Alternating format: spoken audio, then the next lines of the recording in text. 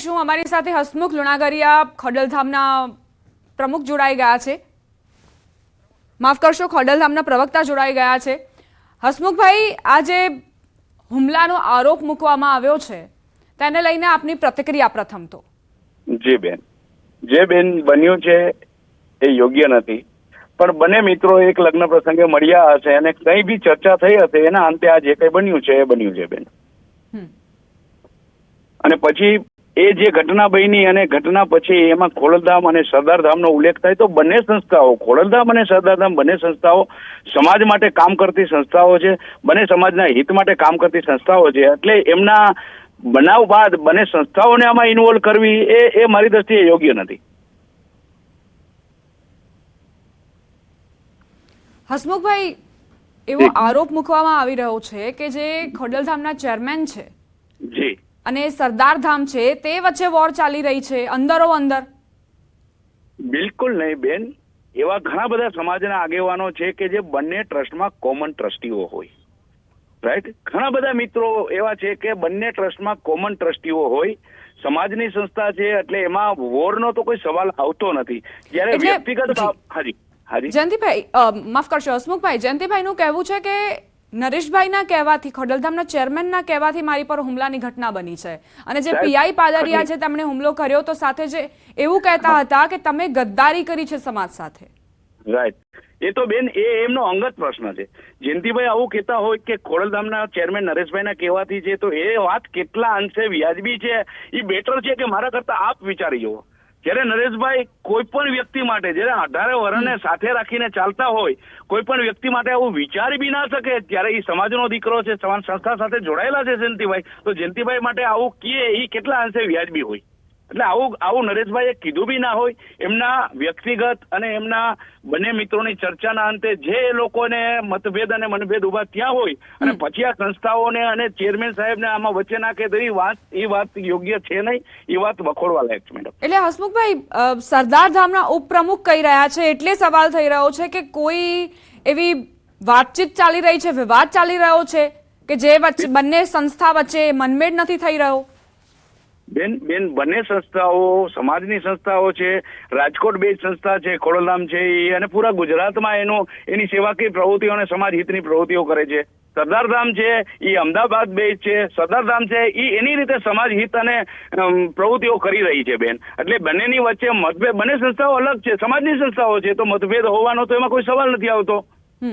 તમે જે વાત કરી બધું બરાબર, પરંતુ હુમલો કેમ કરવામાં આવ્યો? કારણ કે જે જયંતિભાઈ છે તેમનું કહેવું છે કે પીઆઈ પાદરિયાએ એટલે જ હુમલો કર્યો છે કે એવું જ કહી રહ્યા હતા કે તમે ગદ્દારી કરી છે, અને એમણે આરોપ પણ મૂક્યો કે ખોડલધામ અને સરદારધામ બંને વચ્ચે જે વિવાદ છે તેના કારણે જ મારી પર હુમલાની ઘટના બની।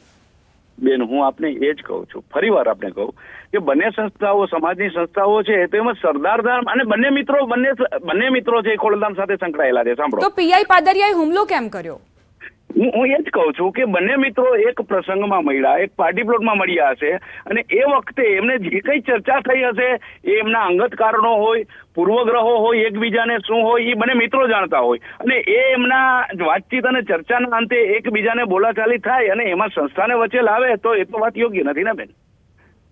હસમુખભાઈ, આપ એક બાઇટ સાંભળો, એમાં સંજયભાઈ શું કહી રહ્યા છે પછી તમારી પ્રતિક્રિયા લેવી છે। જી બોલો બેન। તો કે સરદારધામનો ઉપપ્રમુખ તો શું કામ બન્યો? મેં કે ભાઈ સરદારધામ સેવાકીય પ્રવૃત્તિ કરે છે, વિદ્યાર્થીઓને લક્ષી કામ કરે છે, ખોડલધામ પણ સેવાકીય પ્રવૃત્તિ કરે છે, બેયમાં હું તો જોડાયેલો છું। તો મને કે રાજીનામું દઈ દેજે, નકર નરેશ પટેલ અને મારી ટીમ તને મારી નાખવાનું પ્લાનિંગ કરીએ છીએ। મેં કીધું હું શું કામ રાજીનામું દઉં?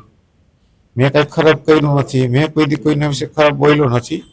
જુનાગઢ ટ્રેનિંગ સેન્ટરનો પીઆઈ સંજય પાદરિયાએ મને બાવળી કનકોટ રોડ ઉપર શ્યામ પાર્ટી પ્લોટમાં ફંક્શનમાં હતો ત્યારે એક ખૂણામાં લઈ જઈને કીધું કે તું સમાજનો ગદ્દાર છો, સરદારધામનો ઉપપ્રમુખ તું શું કામે ચાર્જ લીધો? અમારે ખોડલધામ અને સરદારધામને વેરઝેર છે। હસમુખભાઈ, આ જે પ્રતિક્રિયાઓ આવી રહી છે તે તમે સાંભળી, અને જયંતિભાઈ એ જ કહી રહ્યા છે કે મારી પર પીઆઈ પાદરિયાએ હુમલો કર્યો। તમારી શું હવે પ્રતિક્રિયા હશે? યસ બેન, એમાં જયંતિભાઈ એવું કહે છે કે એમને ફોન કરીને મારી ધમકી આપીને આ કર્યું તે કર્યું, બરાબર. પણ હું આપને એ જ કહું છું કે એમની અંગત ચર્ચાના અંતે જે કઈ બન્યું એમાં સંસ્થાને વચ્ચે લેવાનો કોઈ મતલબ નથી. બેન, જયંતિભાઈ એવું કહે છે કે મને એમ કીધું કે સરદાર રામમાંથી રાજીનામું આપી દેજે, બરાબર. પણ એના શેના લીધે એના અંગત પ્રશ્નોને લઈ અને સંસ્થામાં એ લઈ આવે તો એ વસ્તુ કેટલા અંશે વ્યાજબી છે આપ પણ વિચારી શકો બેન. પરંતુ હસમુખભાઈ, સરદાર ધામના ઉપપ્રમુખ એવું કહી રહ્યા છે એટલે કદાચ અમને એવો પ્રશ્ન થઈ રહ્યો છે કે કેમ આવું બની રહ્યું છે. અગ્રણી સંસ્થાના અગ્રણી પોતે એવું કહી રહ્યા છે અને ખોડલધામ પર આરોપ મૂકી રહ્યા છે. બેન, હું આપને એ જ કહું છું કે બંને મિત્રો ખોડલધામ સાથે સંકળાયેલા છે. જયંતિભાઈ છે સરદારધામ સાથે પણ સંકળાયેલા છે, બરાબર. તો ભાઈ જયંતિભાઈ બી ક્યારેય સંસ્થાનું ક્યારેય ખરાબ કે ઓલું ના બોલે, બરાબર. પણ એમના અંગત મતભેદ અને મનભેદોના અંતે જે કઈ વિચાર વિમર્શોમાં ફિટ ના બેઠું હોય અને પછી એ સંસ્થાને વચ્ચે લાવે તો એ વાત યોગ્ય નથી ને બેન. આજે હું આપને એમ કહું છું કે હું કોઈ પણ એક દાવો કરી દઉં, એ દાવો હું કરી શકું છું, પણ કેટલા અંતે વ્યાજબી છે એ તો દાવો કર્યો હોય એની સાથે બી ચર્ચા કરો ત્યારે ખ્યાલ આવે ને બેન. આભાર હસમુખભાઈ અમારી સાથે વાતચીત કરવા માટે. તો ખોડલધામના પ્રવક્તા હસમુખભાઈને આપ સાંભળી રહ્યા હતા. તેમનું કહેવું છે કે જયંતિભાઈ સાથે પીઆઈ પાદરિયાની અંગત વાતચીત હશે, અંગત કોઈ દુશ્મનાવટ હશે જેના કારણે તેઓ આવું બોલી ગયા હશે, પરંતુ તેમાં ખોડલધામનો કોઈ રોલ નથી અને ખોડલધામના ચેરમેનનો પણ કોઈ જ રોલ નથી. ઇન્ડી ગઠબંધનના વિવાદના એંધાણ કોંગ્રેસની સતત થઈ રહેલી હાર બાદ કોંગ્રેસના ઇશારા પર ચાલવા અંગે ટીએમસીનો ઇનકાર. ટીએમસી ઇન્ડી એલાયન્સનો હિસ્સો, પરંતુ કોંગ્રેસને ગઠબંધનમાં લીડર માનવા નથી તૈયાર. અરવલ્લીના મોડાસા શામળાજી હાઈવે પર સર્જાયો અકસ્માત. બે ટ્રક ધડાકાભેર અથડાઈને રહેણાંક વિસ્તારમાં ઘૂસી ગઈ. એસિડ ભરેલી ટ્રકનો અકસ્માત થતાં ફાયર વિભાગ દોડતું થયું. સદનસીબે અકસ્માતમાં કોઈ જાનહાનિ નહીં. હિંમતનગરમાં પાલિકાની દબાણ હટાવો કામગીરી. હાથમતી કેનાલ પટ્ટી પરથી 70 ગેરકાયદે કાચા પાકા મકાનો હટાવ્યા. વૈકલ્પિક વ્યવસ્થાની કરી આપવા વિપક્ષે કરી માંગ. ભાવનગરના અલંગ ખાતે તંત્ર દ્વારા મેગા ડિમોલિશનની કામગીરી. 36 જેટલા દબાણકારો કાર્યવાહી રોકવા હાઈકોર્ટના શરણે ગયા હતા. કોર્ટે કાર્યવાહી ન રોકવાનો હુકમ કર્યા બાદ ફરી દબાણ હટાવવાની કાર્યવાહી શરૂ કરી. વલસાડમાં વીજ વિભાગની લાલિયાવાડી દરજીની નાની દુકાનને ફટકાર્યું. 86 લાખનું બિલ. રીડિંગમાં ભૂલથી એક ઝીરો વધી જતા લાખોનું બિલ આવ્યું હોવાનું વીજ વિભાગે સ્વીકાર્યું. ભૂલ સુધારી 86 લાખને બદલે 1540 રૂપિયાનું બિલ આપ્યું. સુરતના ઉધનામાં આવેલી ખાડીમાં ઝેરી કેમિકલયુક્ત પાણી છોડવાને લઈને વિવાદ. ભાજપના કોર્પોરેટર સોમનાથ મરાઠે અધિકારીઓની મિલીભગતથી ખાડીમાં કેમિકલયુક્ત પાણી છોડાતું હોવાનો આક્ષેપ. પ્રદૂષણ ફેલાવનારાઓ સામે કડક કાર્યવાહી કરવાની માંગ. સુરેન્દ્રનગરના કટોડા ગામની સીમમાં નર્મદા કેનાલ ઓવરફ્લો થતાં ખેડૂતોના 100 વીઘા જમીનમાં પાણી ફરી વળ્યા. આસપાસના 20થી વધુ ખેતરોમાં પાણી ફરી વળતા ખેડૂતોને મોટા પાયે નુકસાન. ધરતીપુત્રોએ સરકાર પાસે વળતરની માંગ કરી.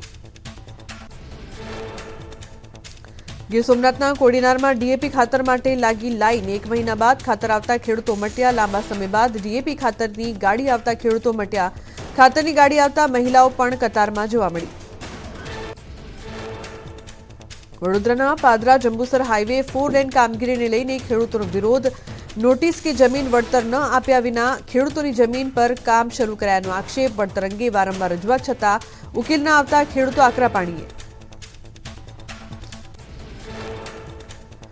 રાજકોટના ધોરાજીમાં કેવાયસી કરવા માટે અરજદારો પરેશાન. સર્વર ધીમું ચાલતું હોવાની ઉઠી ફરિયાદ. કેટલાક અરજદારોને ઓટીપી આપતો ન હોવાથી ધક્કા ખાવા મજબૂર. વધુ વ્યવસ્થા ઊભી કરવા અરજદારોની માંગ. સુરેન્દ્રનગરમાં ઈ કેવાયસી માટે માત્ર 2 સેન્ટરો જ કાર્યરત. સવારે 4 વાગ્યાથી લોકો લાઇનમાં ઉભા રહેવા મજબૂર. વધુ સેન્ટરો કાર્યરત કરવામાં આવે તેવી લોકોની માંગ. રાજકોટના ધોરાજી તાલુકાના ખેડૂતોને કપાસના પૂરતા ભાવ ન મળતા હોવાની ફરિયાદ. તો બીજી તરફ કપાસના ઊભા પાકમાં રોગ આવી જતા નુકસાન. ખેડૂતોને એક સાંધો ત્યાં 13 તૂટે એવી સ્થિતિ સર્જાઈ. સુરતમાં નર્સિંગનો અભ્યાસ કરાવતી માં કામલ સંસ્થા સાથે વિદ્યાર્થીનીઓ દ્વારા વિરોધ. વિદ્યાર્થીનીઓને પરીક્ષા આપવા બેંગ્લોર મોકલાયા છે. વિદ્યાર્થીનીઓ બેંગ્લોર પરીક્ષા આપીને પરત આવે પછી ફેલ કરાય છે. અમરેલી નગરપાલિકામાં રાજકીય ભડકો, ભાજપના સભ્યોએ જ પ્રમુખ વિરુદ્ધ મૂકી અવિશ્વાસની દરખાસ્ત. પાલિકામાં મનસ્વી રીતે નિર્ણય થતા હોવાના ભાજપના જ સભ્યોએ કર્યા આક્ષેપો. છેલ્લા એકાદ વર્ષથી અંદરખાને ચાલતી નારાજગી સામે આવી. ભારત ફરી કરી યુક્રેન અને રશિયા સંઘર્ષમાં ઉકેલ લાવવા અપીલ. વિદેશ મંત્રી એસ જયશંકરે ઇટલીમાં યુક્રેનના વિદેશ મંત્રી સાથે કરી વાતચીત. ભારત યુક્રેન વચ્ચેના દ્વિપક્ષીય સંબંધો મજબૂત બનાવવા પણ કરી ચર્ચા. ધોરાજીમાં વાહન ચાલકો પરેશાન. સીસી રોડ બનાવ્યા બાદ માટી નાખી પાણી છાંટતા કાદવના થર જામ્યા. રોડ બની ગયાના 12 દિવસ બાદ પણ કોન્ટ્રાક્ટરે માટી સાફ ન કરાતા હાલાકી. રોડ પરના કાદવમાં વાહનો સ્લીપ થતા હોવાનો વિડીયો વાયરલ. અમરેલીનો ધાતરવડી ડેમ બચાવવા રજૂઆત. લીઝ બંધ કરાવવા ખેડૂત આગેવાનોએ કલેક્ટરને કરી રજૂઆત. કોરી બ્લાસ્ટના કારણે ડેમ સીધી અસર થતી હોવાની ફરિયાદ. કોરી ઉદ્યોગો બંધ કરાવવા ગ્રામજનોની માંગ. દાહોદમાં દિલ્હી મુંબઈ કોરિડોરને લઈને વિરોધ. ગ્રામજનોએ પ્રાંત અધિકારીને આવેદન આપીને આપ્યો અલ્ટિમેટમ. 3 ડિસેમ્બરે 14 ગામોમાં કામગીરી બંધ કરાવવાની ઉચ્ચારી ચીમકી. ત્રીજી વાર સર્વે કામગીરી પૂર્ણ થયા બાદ વળતરને લઈને નિરાકરણ ન આવતા રોષ. નર્મદામાં ગેરકાયદેસર રેતી ખનનને લઈને મનસુખ વસાવાની પોસ્ટ. તંત્ર અને ખાણ ખનીજ વિભાગના અધિકારીઓ પર નિશાન સાધ્યું. કહ્યું ભૂમાફિયા લાખો રૂપિયાનો હપ્તો આપે છે. અધિકારીઓને ભૂમાફિયાઓને પકડવાના બદલે ભગાડી મૂકે છે. અમદાવાદમાં ખ્યાતિ હોસ્પિટલ કાંડ મામલો. આરોપી પ્રશાંત વજીરાણીને જેલમાં મોકલાયો. રિમાન્ડ પૂર્ણ થતા કોર્ટમાં કરાયો હતો રજૂ. ગ્રામ્ય કોર્ટે પ્રશાંત વજીરાણીને જેલ મોકલ્યો. વલસાડમાં રેપ વિથ મર્ડરમાં મોટો ખુલાસો. હત્યારો સિરિયલ કિલર હોવાનો પર્દાફાશ. હરિયાણાનો રાહુલ જાટ નીકળ્યો સિરિયલ કિલર. લૂંટ, દુષ્કર્મ અને હત્યાના 13 ગુનામાં સંડોવણી. વડોદરામાં તપન પરમારની હત્યા બાદ માથાભારે તત્વો પર પોલીસે તવાઈ બોલાવી. દારૂ ચોરી, લૂંટ અને મારામારીના કેસમાં સંડોવાયેલા 4 આરોપીઓની પાસા હેઠળ અટકાયત કરી.